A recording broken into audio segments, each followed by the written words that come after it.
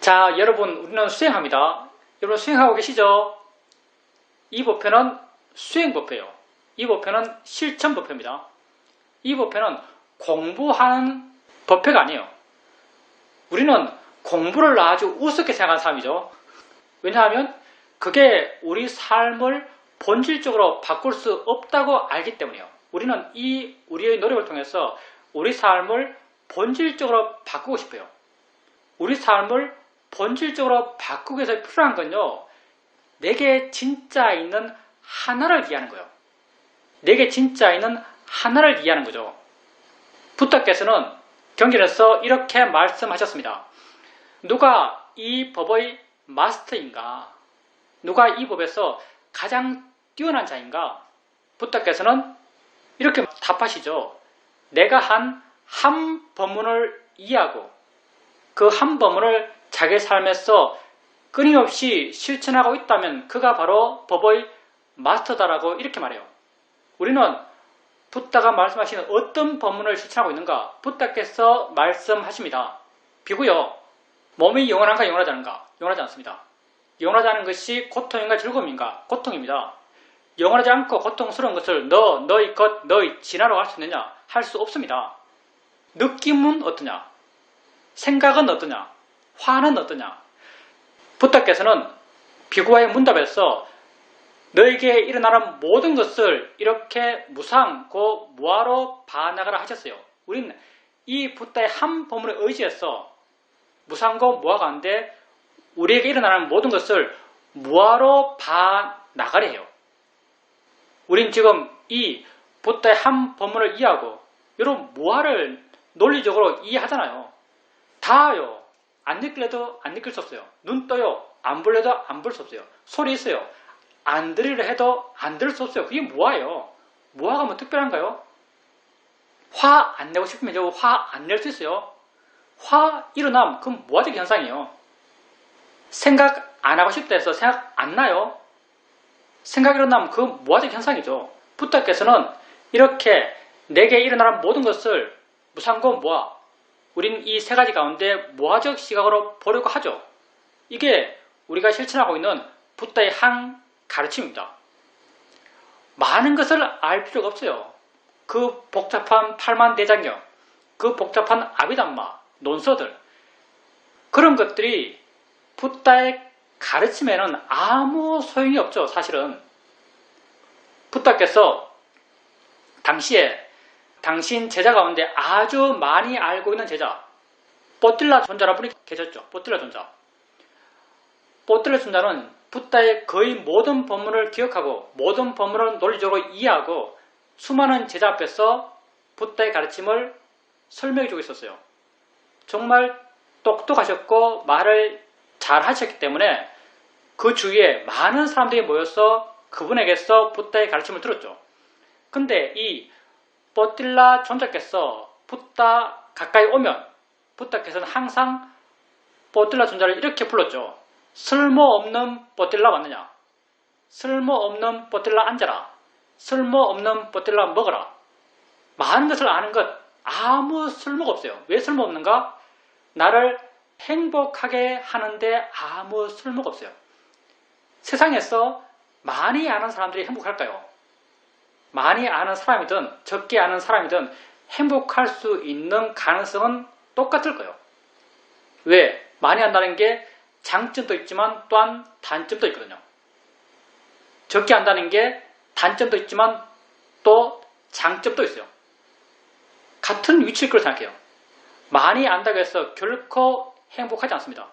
행복한데 도움이 되지 않는 것, 그게 쓸데없는 거예요. 우리는 행복해지기 위해서, 물론 불교에서는 행복해진다는 말 잘 안 쓰죠. 고통을 줄인다, 고통을 없앤다 이런 말을 써요. 왜냐하면 그게 실제에 맞기 때문이에요. 그렇게 봄을 통해서 우리의 노력의 방향이 드러나기 때문이에요. 우리는 행복해지기 위해 수행하는 게 아니에요. 우리 수행 방법은 고통을 줄이기 위해서 수행하는 거예요. 이렇게 우리는 부처의 한 법문을 이해하고 그 한 법문을 삶 속에서 실천함을 통해서 이런 삶의 문제를 해결하고자 합니다. 그래서 우리가 알아가야 하는 것은요, 우리에게 진짜 있는 한 법이에요. 실제는 한 법. 왜 실제는 한 법을 통해서 이런 모든 삶의 문제를 해결할 수 있다라고 우리는 말하는가? 존재의 모습이 다 같기 때문입니다. 관념적으로 보면 내 삶은 정말 복잡해요. 나도 나를 정의할 수 없어요. 너무 복잡해서. 매 순간순간 새로운 상황을 만나는데요. 매 순간순간 새로운 걸 보고 매 순간순간 새로운 걸 들어요. 여러분 듣는 소리 가운데 살아오면서 들어왔던 수많은 소리 가운데 지금 내가 듣는 소리와 똑같은 소리 있나요? 지금 내가 보는 것과 똑같은 걸 옛날에 본 적 있나요? 따져보면 한 번도 나는 똑같은 걸 본 적 없고 한 번도 나는 똑같은 걸 들어본 적 없고 한 번도 나는 똑같은 생각을 해본 적이 없어요. 다 달라요. 관념적으로 보면. 그렇게 보면 내 삶이라는 것은 정말 무한히 복잡하죠. 무한히 복잡해요. 무한히 복잡한 내 삶의 이야기에서 나는 어떻게 내 마음을 좋게 갈 것이고 어떻게 나의 고통을 줄여갈 것인가. 거기에서 실제 하는 것이 뭔지를 이해하고자 해요. 내 삶의 진짜 모습이 뭔지를 이해하고자 해요. 내 삶의 진짜 모습. 크게 단락지어서 들어간다면 내 삶의 진짜 모습은 뭐죠?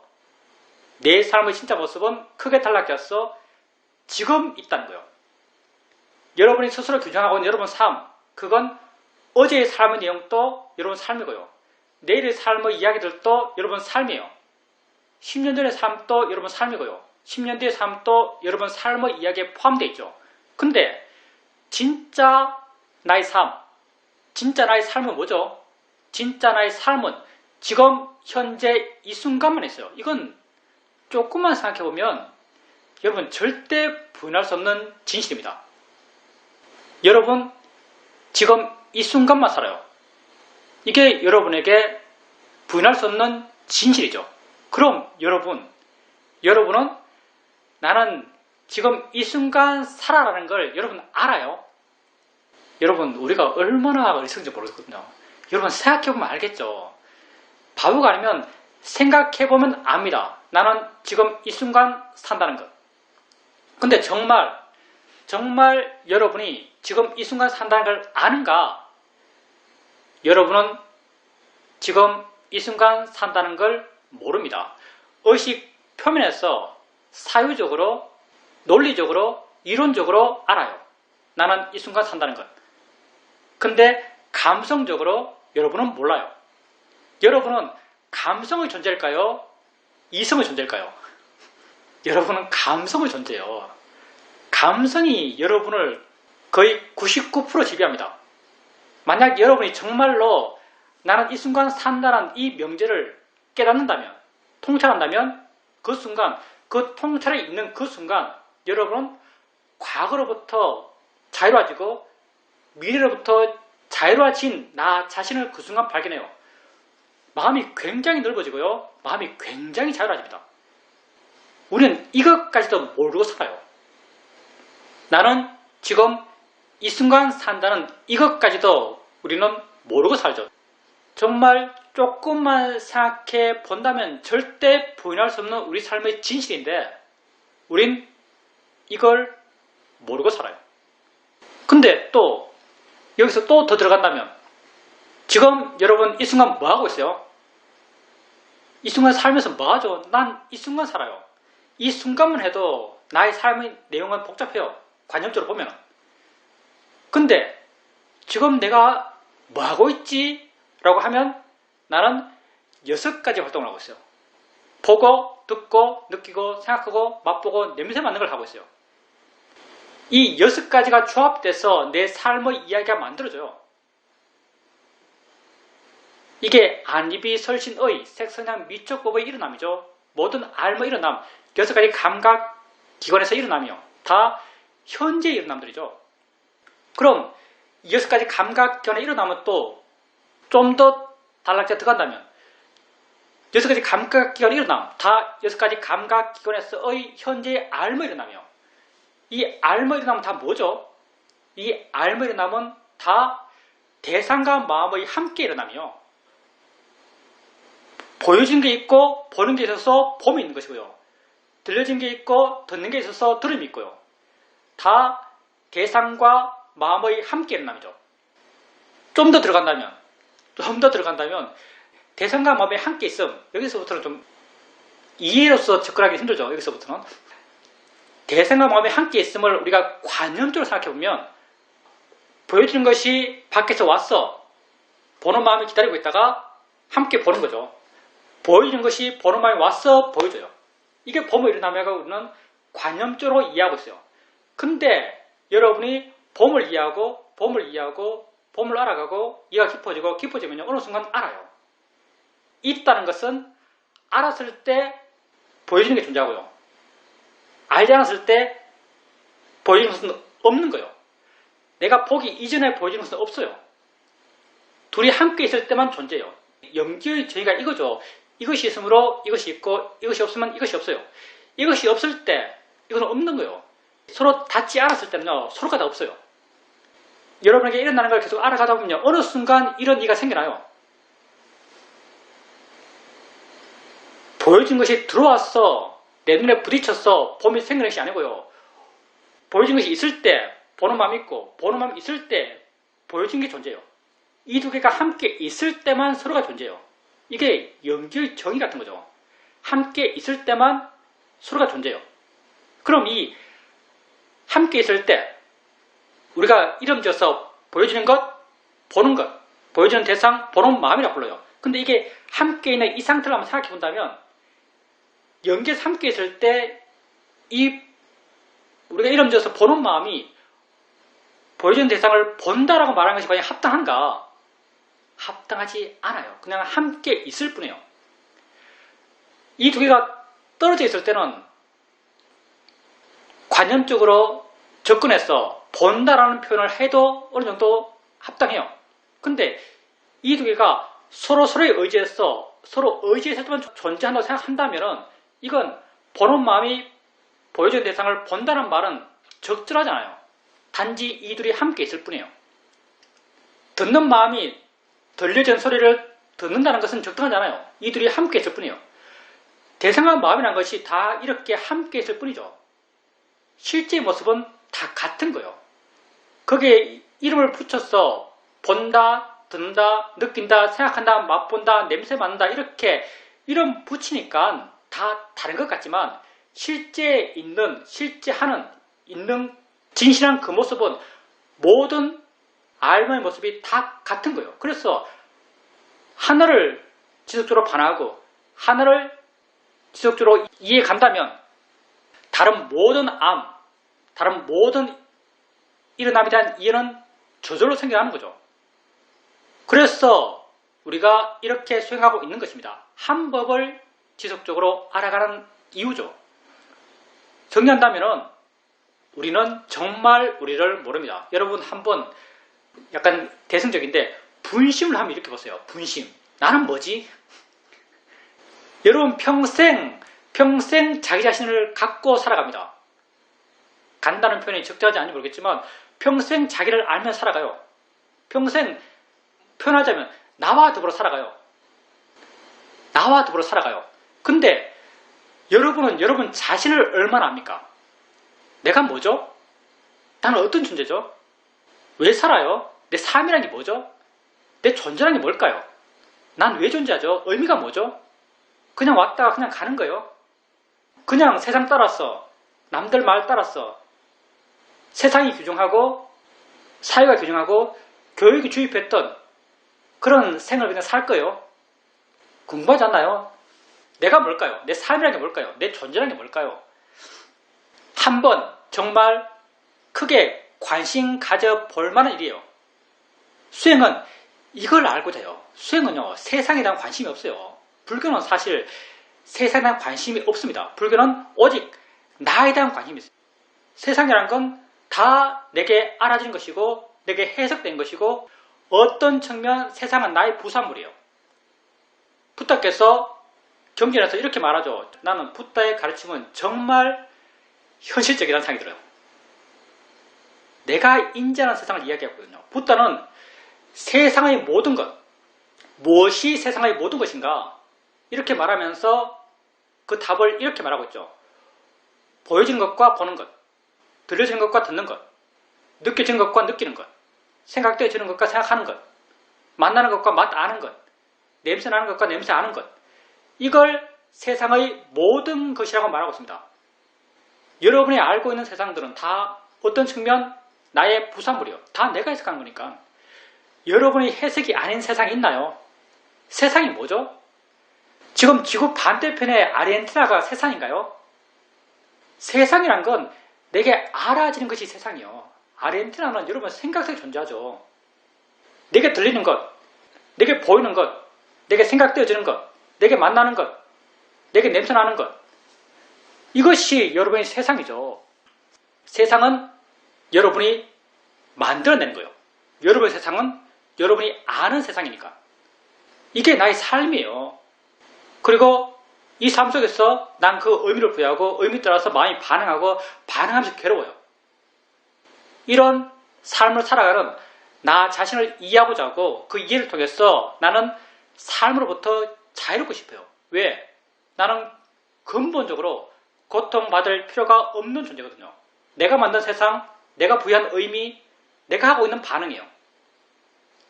객관적인 세상이 어디 있나요? 여러분의 세상에는요, 객관적인 세상이란 건 없습니다. 다 여러분이 아는 세상이잖아요. 여러분이 아는 세상은 여러분이 해석해서 만들어진 세상이에요. 내가 지금 이 벽을 본다 하더라도 다른 사람이 벽을 보면 나랑 똑같이 볼까요? 절대 똑같이 보지 않습니다. 왜? 이 벽은 해석이니까. 그 사람이 갖고 있는 기준 따라서, 눈의 기능 따라서, 빛에 대한 민감도에 따라서, 그리고 볼 수 있다는 믿음에 따라서 다 다르게 봐요. 우린 각자의 세상에 살고 있죠. 각자의 세상에 살면서도 우리는 똑같은 세상에 살고 있다는 믿음 속에서 살아가기 때문에 그것들을 다 진짜라고 객관적이라고 그렇게 믿고 있어요. 근데 실제는 그렇지 않습니다.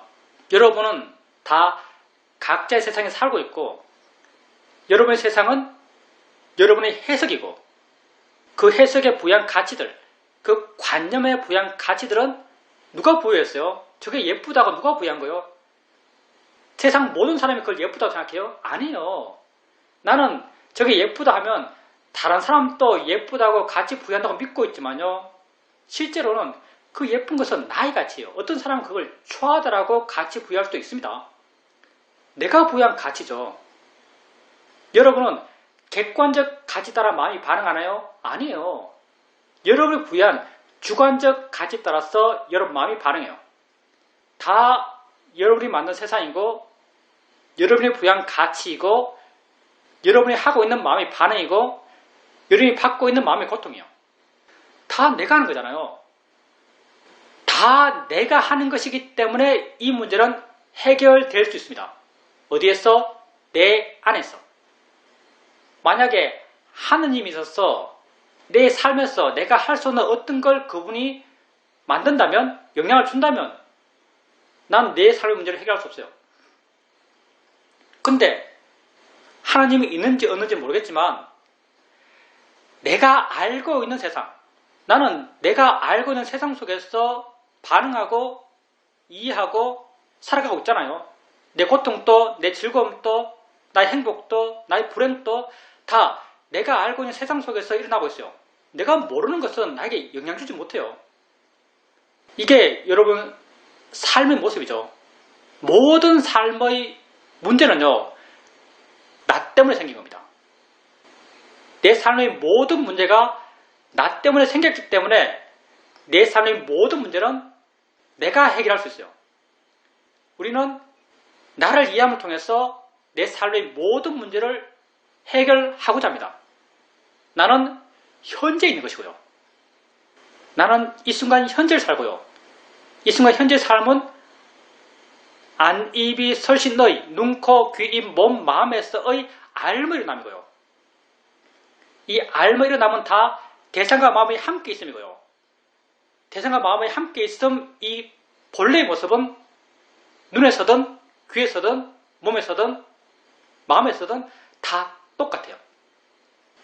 그래서 우리는 처음에 수행해 나가면서 대상들을 알아가면서 가볍고 활기차게 알아가요. 수행하는 마음이 점점 가벼워지고 점점 활기차지고 점점 힘이 서지죠. 그래서 처음에는 한 대상 한 대상을 띄엄띄엄 알아갔던 그런 수행 상태에서 마음이 스스로 아는 것을 수동적으로 부드럽게 이어가면서 그렇게 알아갈 수 있는 그런 마음이 되어가고, 나중에는 아예 알려고 하지 않아도 마음이 내재적으로 에너지가 넘쳐서 여러 가지 것을 지가 알아서 스스로 알아가는 그런 알아차림을 해나갈 수 있고, 이렇게 수행하는 마음이 힘이 좋아졌을 때 알아지는 것을 알면서 스스로 물어보죠. 아는가라고 물어봐요. 알아지는 것이 있다면 당연히 아는 게 있겠죠. 아는 게 있으니까 알아지는 게 있죠. 근데 보통 우리는 그런 지혜가 없어요. 근데 수행하는 마음이 점점 좋아져 갔을 때 좋아진 마음에서 알아지는 것을 알면서 아는가라고 관심을 안다는 데 두게 되면요, 순간 마음에서 안다는 게 이해돼요. 아네? 뭘 하고 있네? 알아지는 대상 이외에 뭐가 있네? 라고 마음에 이해되죠. 이걸 우리는 아는 마음이라고 이름 붙이고 있어요. 그리고 안다고 이해되면 이 한 법을 이해가는 거예요. 하나의 실자는 법을 이해가는 거죠. 그럼 자연스럽게 이 한 법과 있는 반대편, 아는 것과 함께 있는 알아지는 것을 이해하고, 안다는 것과 알아진다는 것에 대한 이해가 깊어져 가면서 그것과 근본적으로 똑같은 본다와 보여진다, 듣는다와 들려진다, 느낀다와 느껴진다, 이 모든 것을 이해해 나가고, 이런 이해는 논리적으로 사유적으로 하는 게 아니에요. 그냥 이해가 돼요. 여러분이 이해하는 게 아니에요. 지의 마음이 지가 알아서 이해를 해요. 이렇게 이해해 나감으로써 그것들로 이루어진 내 삶, 봄, 드럼, 느낌, 생각,만, 냄새로서 이루어진 내 삶의 이야기들, 그런 것의 의미들, 그런 것에 마땅히 내가 부여해야 될 가치들, 그런 것에 대한 이해 또한 자연스럽게 저절로 생기면서 나는 그런 내 삶의 이야기로부터 자유로워져요. 진짜를 이해하면 진짜가 만들어낸 관념으로부터 자유로워집니다. 우리가 욕심내고 화내고 괴로운 것은 다 관념 때문에 괴로운 거예요. 나는 소리 때문에 괴로운 게 아니에요. 나는 운전사 때문에 괴로워요. 나는 차 소리에 대해서 화낸 게 아니에요. 차 운전하고 있는 운전사에 대해서 화를 내고 있어요. 소리는 내가 경험하는 거지만 운전수는 내가 상상하는 거예요. 우리는 내가 만들어낸 관념에 대해서 화를 내는 거죠. 진짜가 뭐다라고 이해한다면 그 진짜가 만들어낸 관념으로부터 자유로워질 수 있습니다. 자기를 알아가 보십시오. 세상에서 가장 신기한 건 나예요. 다른 건 다 관념들입니다. 관념은 고정되어 있어요. 변화도 안 해요. 정말 신기한 건 나죠. 이 순간 이렇게 산다는 것, 이 순간 이렇게 본다는 것, 이 순간 이렇게 생각한다는 것이 얼마나 신기해요. 정말 세상에서 가장 신기한 것은 나 자신이에요. 가장 이해해 볼 만한 것은 나 자신이에요. 나에게 관심 갖고 나를 알아가면서 나를 이해해 보십시오. 그 대가는 자유로움입니다. 자유로워져요. 질문입니다. 스님께서 서울에 오셔서 함께 이틀을 보냈습니다. 함께 있으면서 내 마음의 상태를 확인할 수 있는 아주 좋은 기회가 되었습니다. 아주 자연스러운 마음으로 특별히 수행한다는 생각이 없이 그렇게 자연스럽게 수행할 수 있었습니다. 법이 이끌어 간다는 것이 이런 것이구나라는 그런 생각이 들었습니다. 잘 하겠다는 생각도 없고 단지 내 자신에게 관심을 두고 살아가는 것과 별로 다르지 않게 그렇게 수행할 수 있었습니다. 아마도 수행자님이 수행을 배우니까 수행자님에게 수행 이야기를 해주는 스님께서 오셨으니까 아마도 마음 자세가 달랐겠죠. 마음 자세가 달라지면 수행의 밀도가 달라져요. 우리 마음이란 게 정말 좀 지멋대로라서요. 믿음에 강력히 의지하고 있어서요. 내가 이렇다고 믿으면 그렇게 돼요. 예를 들어서 여러분이 집에서 수행할 때의 수행의 밀도와 수행센터에서 수행할 때의 수행의 밀도는 달라요. 환경 측면에서 별로 다르지 않는데도 불구하고 집에서 수행할 때 수행의 밀도와 수행센터에서 수행할 때의 수행 밀도가 달라요. 왜냐하면 수행센터라는 그런 내 내 믿음이 내 마음의 자세를 바꾸나요. 아마도 수행자님이 그렇게 스님과 함께 이야기하고 함께 있으면서 마음의 자세가 달랐기 때문에 그때 마음의 느낌도 달랐을 겁니다. 수행에 익숙해질수록요, 수행하는 것과 살아가는 것이 다르지가 않아요. 수행이라고 하는 것은 붓다가 가르쳐 주신 것이고요. 붓다는 결코 수행을 특별 활동으로 우리에게 가르친 게 아닙니다. 붓다는 우리에게 이렇게 사는 것이 가장 가치 있는 삶의 방식이라고 우리에게 수행을 가르쳐 주신 것이고, 수행도 우리가 하고 있는 수행 한번 보세요. 우리가 하고 있는 수행은 살아가는 것과 전혀 다르잖아요. 우리가 삶을 살아가는 것도 보고 듣고 느끼고 생각하고 맛보고 냄새 맡으면서 삶을 살아가고, 그렇게 보고 듣고 느끼는 것에 대해서 삶 속에도 나름 가치를 부여하고 어떤 시각을 갖고 그 삶의 경을 바라봐요. 그게 우리 사는 모습이죠. 수행도 마찬가지예요. 수행도 우리 수행의 대상이라는 것이 봄, 드럼, 느낌, 생각 이런 것들이 우리 수행의 대상이에요. 근데 수행에서는 오직 다른 게 하나 있어요.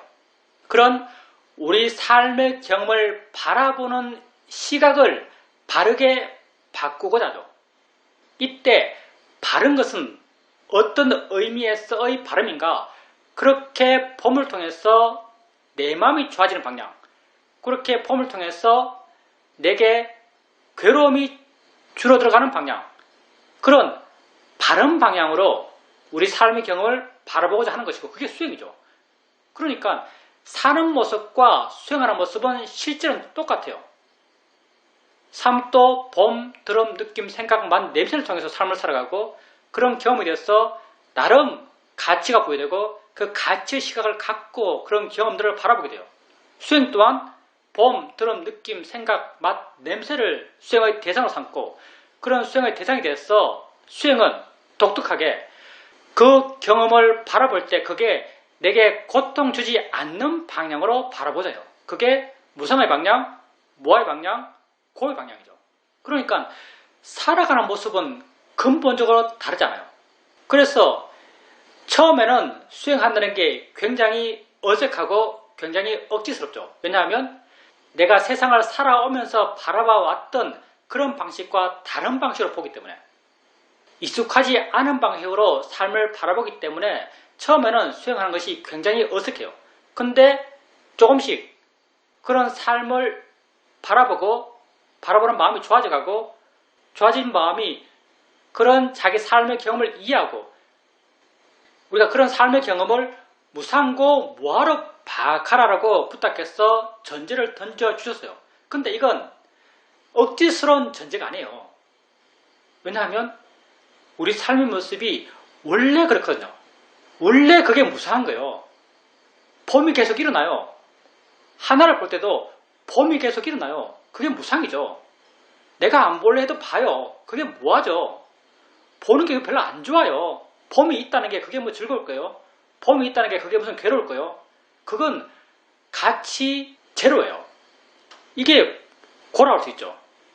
원래 그게 무상고 무아예요. 원래 그게 무상고 무아인지 통찰한다면, 원래 그게 무상고 무아라고 통찰한다면 그걸 무상으로 보는 게 어렵겠어요? 그걸 무아로 보는 게 어렵겠어요? 그걸 고로 보는 게 어렵겠어요? 어렵지 않아요. 그냥 그렇게 봐줘요. 봄을 바라볼 때, 봄을 알아갈 때 무아의 바른 견해를 갖고 보는 것, 처음에는 이게 굉장히 어색하기 때문에 자연의 이치야 대상이야 바른 견해를 일으켜줘요. 근데 그걸 통해서 수행하는 마음이 점점 좋아져가면서 그걸 있는 그대로 봐나가면서 어느 순간 통찰해요. 깨달아요. 내가 하는 게 아니네. 지가 하네. 내가 보는 게 아니네. 그냥 보네. 내가 듣는 게 아니네. 그냥 듣네. 내가 생각하는 게 아니네. 지가 알아서 생각하네. 이걸 어느 순간 깨달아요. 이런 지가 있는 사람이 봄을 알아가면서 무아의 시각으로 보는 게 어렵겠어요. 무아의 시각을 보는데 억지가 필요할까요? 무아의 시각을 보는 게 노력이 필요할까요? 필요하지 않습니다. 그냥 그렇게 봐져요. 노력이 필요 없기 때문에 자연스러워요. 그냥 돼요.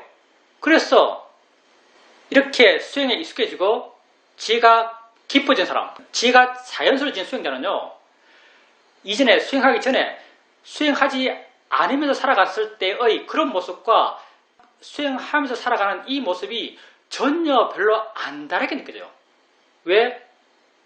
옛날에 이건 좋은 것, 이건 나쁜 것, 이건 아름다운 것, 이건 추한 것 이렇게 봐왔던 것이 옛날에 자연스러웠듯이 지금 봄 알아가면서 내가 하는 게 아니야 이렇게 보는 것, 들음 알아가면서 자연의 이치야 이렇게 보는 것, 생각 알아가면서 뭐야라고 이렇게 보는 것, 이게 굉장히 자연스러워요. 왜? 원래 그것 자체가 내가 하는 것이 아니라고 내가 통찰했어요. 이해했어요. 이해한 내가 그걸 내가 아니야 라는 시각으로 보는 것은 너무나 자연스럽죠. 그러니까 내가 그렇게 보려고 전혀 노력할 필요가 없어요. 그러다 보니까 수행에 익숙한 사람은 수행하는 것이 곧 살아가는 거예요. 삶을 수행으로 살아가게 돼요. 삶을 수행으로 살아간다는 것을 다르게 좀 표현한다면 삶의 수행하는 순간 언제나 지혜가 있다라고 말할 수 있고요. 삶의 수행하는 순간 언제나 지혜가 있다면 그 순간 그만큼 고통이 줄어든 것이고요. 그 순간 그만큼 그 지혜가 있을 때 일어날 수 없는 마음 부분이 있어요. 아주 악한 마음들은 안 일어나요. 왜냐하면 지혜와 번뇌는 서로 반대편이거든요. 그러니까 그렇게 자연스러운 지혜가 있으면서 살아가는 것이 수행이 되어 나가고, 그렇게 살아가는 것이 수행이 되어 나간다는 것은 그 순간 지혜가 있기 때문에 가능한 것이고, 그 지혜가 있다는 것은 여러 가지 것을 우리에게 말해주고 있습니다. 삶의 질에 있어서. 그 삶은 지혜 있는 삶이고, 그 삶은 일정 이하의 고통이 없는 삶이에요. 일정 이하의 고통이 없는 삶이라는 것이 얼마나 대단한 것인가. 우리가 불교에서 성인, 아리아라고 부르는 존재들이 4명 있어요. 4부류의 아리아가 있죠. 성인들. 수다원, 사담, 아남, 아란이 있어요. 수다원, 첫 번째 성인이죠. 수다원은 임류라고 해서 흐름에 들었다고 말해요. 수다원이 왜 흐름에 들었는가? 수다원에게는요, 일정 지혜가 항상 있어서 일정한 나쁜 마음은 절대 더 이상 일어나잖아요. 수다원이 수다원 이유는요, 일정한 아주 안 좋은 마음은 다시는 일어나지 않기 때문에 수다원이에요. 성인이라고 이름 붙인 거예요.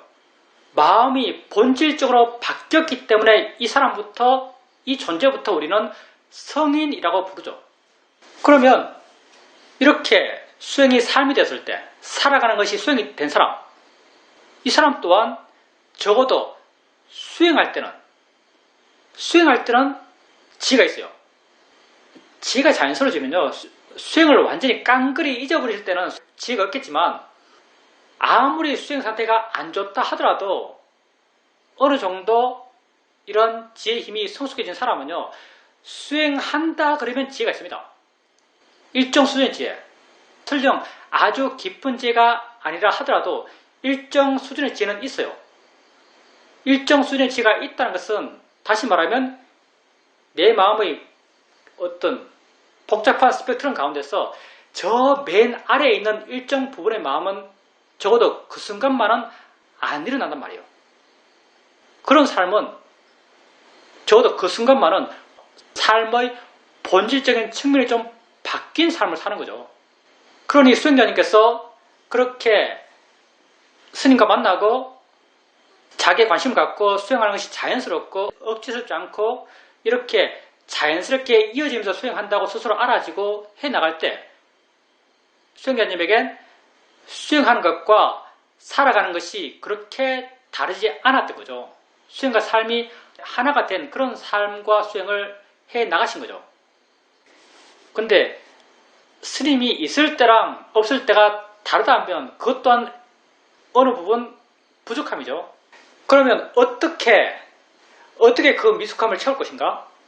내가 생각하기에는요, 내 바깥의 의지에서는 뭐 스님이 있다, 스님이 없다, 수행센터다, 집이다, 불을 켰다, 불을 껐다, 이렇게 내 바깥의 의지에서 내 마음의 상태를 바꾸는 것, 이것은 한계가 있고요.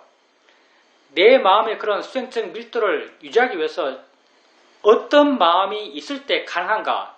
내가 느끼기엔요, 나에 대한 관심이 있을 때, 나에 대한 관심이 그 밀도를 유지하는 것 같아요.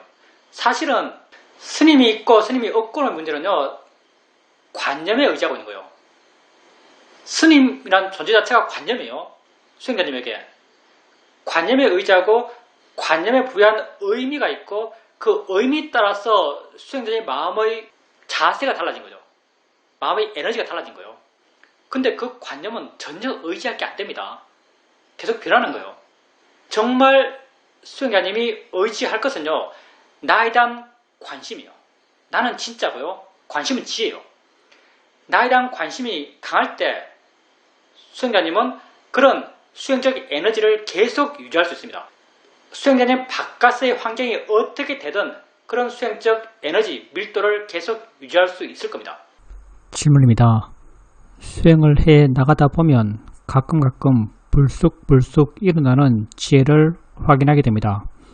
한 번은 수행을 해 나가다가 지금 여기라는 것에 대해서 분명한 이해가 생겼습니다. 지금뿐이구나. 나는 정말 이 순간 사는구나 라는 것이 다시 한번 분명히 이해되었습니다. 그리고 한 번은 밖으로 경영을 나갔는데 그렇게 경영을 하면서 내게 관심을 두고 내게서 일어나는 마음들을 그때그때 지켜볼 수 있었습니다. 이렇게 마음을 지켜볼 때 그것들이 작용이다라는 이해가 내 마음에 있음도 함께 확인할 수 있었습니다. 욕심의 마음이 일어날 때도 욕심의 마음을 가볍게 알 수 있었는데 이렇게 욕심의 마음이 가볍게 알아질 때 그 마음은 아주 쉽게 그 힘을 잃었습니다. 그리고 스님께서 말씀하셨듯이 나란 게 뭐지? 라는 그런 의문에 대해서 말씀하셨는데 저도 수행을 해 나가면서 가끔은 내가 뭐지? 도대체 뭐야? 이런 의문이 생깁니다. 이런 의문이 생겼을 때 나름 내게 그것에 대한 답이 있습니다. 그런데 이 답은 내가 사유적으로 생각해서 결론 낸 그런 답입니다. 이 답이 결코 바른 답이 아니란 걸 알고 있기 때문에 그런 의문이 생겼을 때 단지 결론 내려 하지 않고 지속적으로 나 자신을 바르게 알아가려고 할 뿐입니다. 그렇게 수행하고 있습니다. 수행자님이 수행을 굉장히 열심히 하신 것 같아요. 열심히 하시니까 그렇게 지혜가 일어나는 걸 자주 경험하시는 거죠. 지혜란 것은 우리가 물론 수행을 목적지향적으로 수행하지는 않습니다. 우리는 원인지향적으로, 조건지향적으로 수행하죠. 그래서 지혜를 수행의 목적이라고 사실 말하진 않는데 이제 결과론적으로 말해서 우리가 마음을 좋게 하고 아르침 해나가고 아르침 고유함 지혜 신심 오력의 힘을 키워가고 하는 것은 결국 지혜가 나기 위해서고 그 지혜의 일어남이 우리 삶의 문제를 해결하는 거죠. 우리의 고통을 줄이는 것은 지혜를 통해서 줄여지는 거죠. 그래서 지혜가 우리 수행의 꽃이라고 말할 수 있습니다. 다른 모든 조건이 갖추어졌을 때 지혜가 생기는 거예요. 그래서 지혜를 우리 수행의 꽃이다라고 말할 수도 있습니다.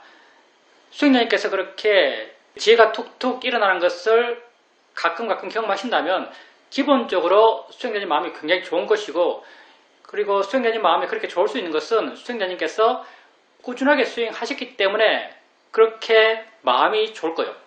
근데 또 그 지혜가 일어날 걸 기대하면서 수행하지 마세요. 사실은 왜 지혜가 생겼는가?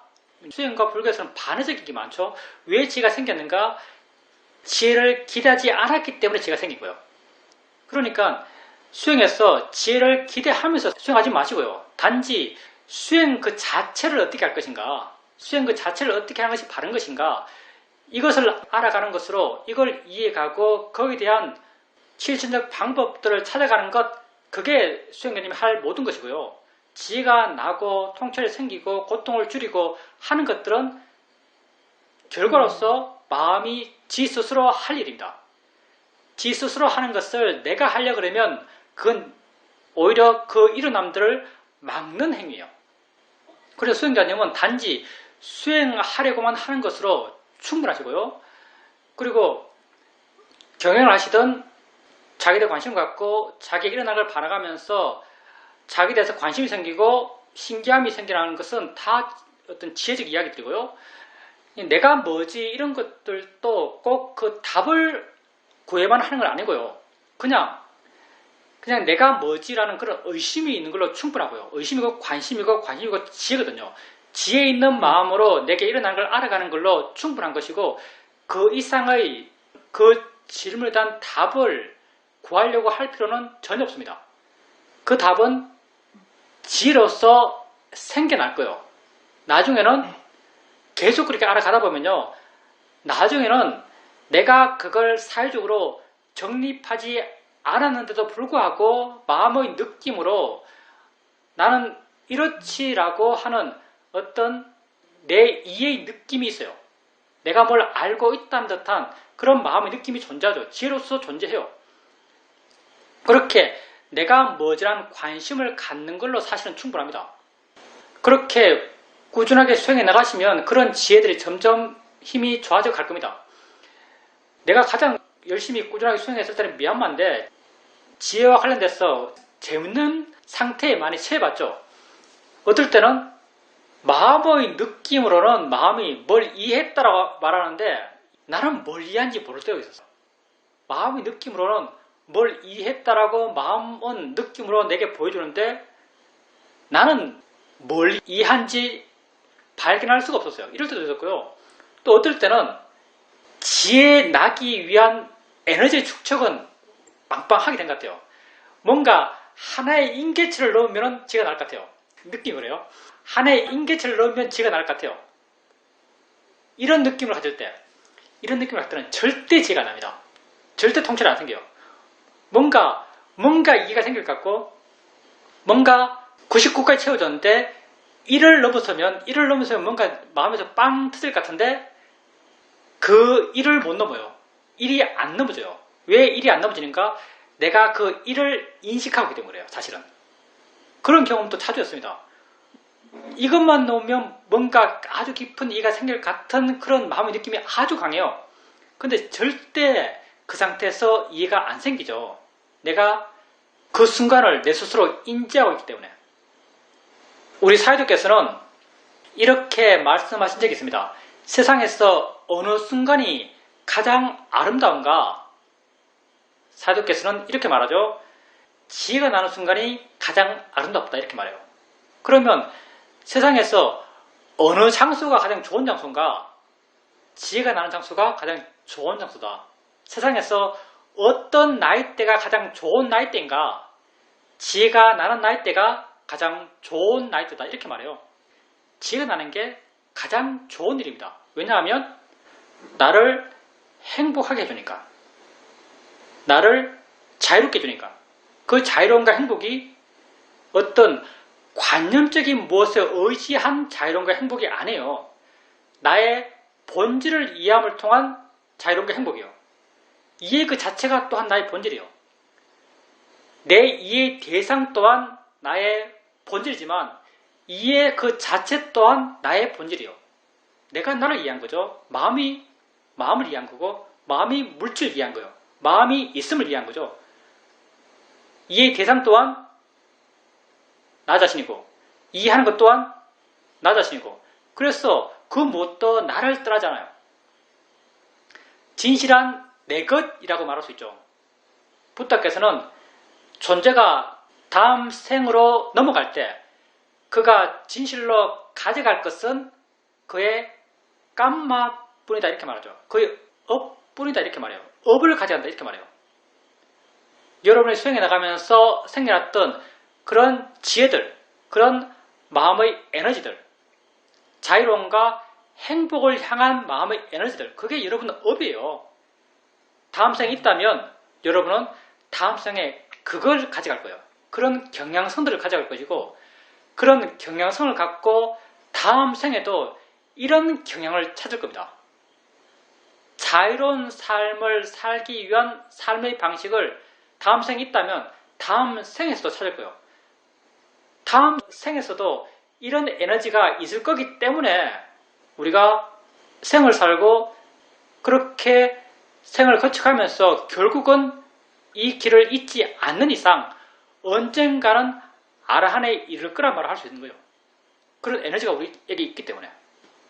그래서 그렇게 지혜 나누는 건 굉장히 좋은 일이고요. 그건 수행자님이 꾸준하게 수행해 오셨기 때문에, 그리고 마음의 상태가 전반적으로 조건이 갖춰졌기 때문이고요.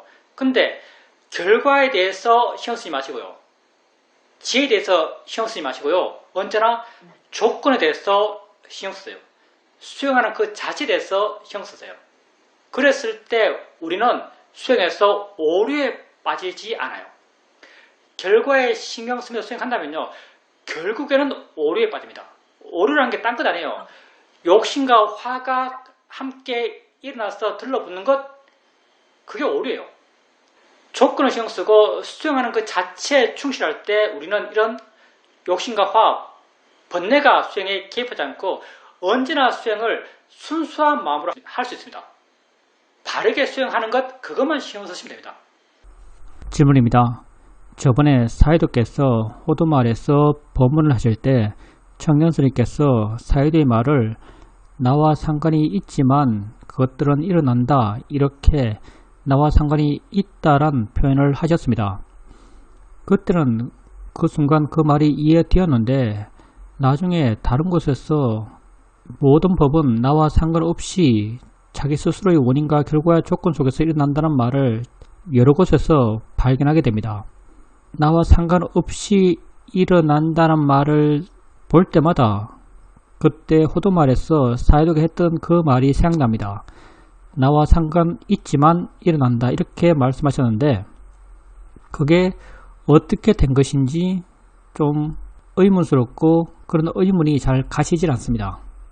그게 맥락과 문맥이 중요하죠. 아마 호도말에서 법문하실 때는 그 수행자님이 말하고 있는 나와 상관없다는 그런 문맥이 아니었겠죠. 나와 상관없이 일어나는 것은 실제는 법의 일어남은 그렇게 나와 상관없어요. 범의 일어남, 들어의 일어남, 생각의 일어남, 이런 실제 법의 일어남은 나와 상관이 없죠.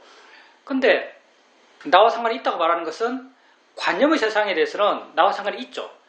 사이도께서 하신 말씀 가운데 하나가 뭐냐면 관념의 세상에서의 진리 또한 진리다고 이렇게 말해요. 관념의 세상에서의 진리 또한 진리다.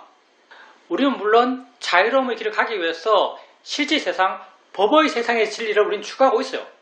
근데 관념의 세상의 진리, 아버지는 아버지죠. 아버지에 대한 대우를 해줘야 돼요.